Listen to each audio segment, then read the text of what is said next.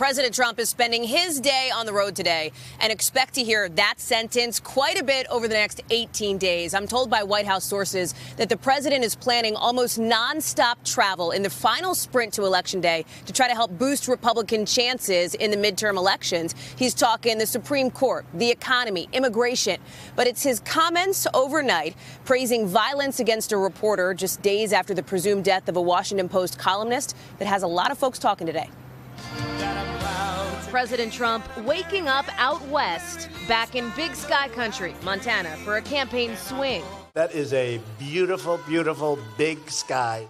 It's just the beginning of what White House officials hope will be an all-out sprint to the finish before Election Day, with multiple stops daily, making what one source describes as the midterms' closing arguments. This will be an election of Kavanaugh, the caravan, law and order, and common sense. While the president told the Associated Press he bears no responsibility if Republicans lose the House, he's made the midterms about himself. A vote for Marcia is really a vote for me. A vote for me. It's a vote for me. For me. Pretend I'm on the ballot. So watch for the president to try to fire up his base with a focus on the economy.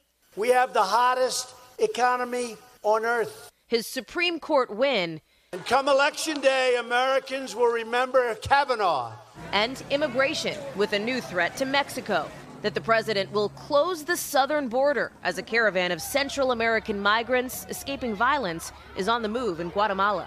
That topic, immigration, sparking a West Wing border battle between two top officials, Chief of Staff John Kelly and National Security Advisor John Bolton, according to one administration source. Reports of a profanity-laced blow-up prompting the White House to issue a statement insisting, while we are passionate about solving the issue of illegal immigration, we are not angry at one another.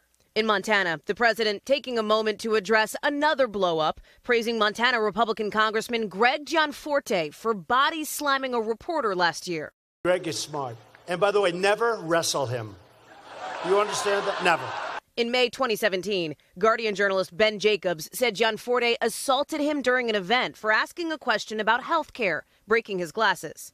We'll talk to you about that later. Yeah, but there's not going to be time. I'm just curious if you have speak right with now. Shane, please. But you don't. Sick and tired of you guys.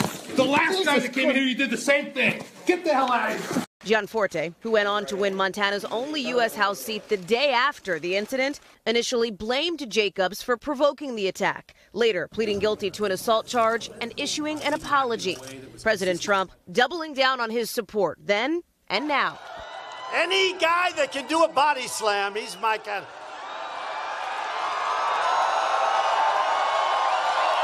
He's my guy.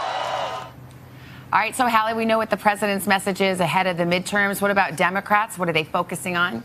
Big focus, Savannah, for the Democrats is really on health care. You're seeing new polling that shows that is the issue right now that is really motivating voters the most. It's why you're seeing it in a ton of campaign ads. And while you have the current president getting out there making closing arguments for Republicans, you have a former president doing the same for Democrats. Check this out. This is a new video from President Barack Obama aiming a message to millennials. He's saying, hey, there are no excuses. He's breaking apart those excuses millennials sometimes make not to vote, saying just get out there and do it.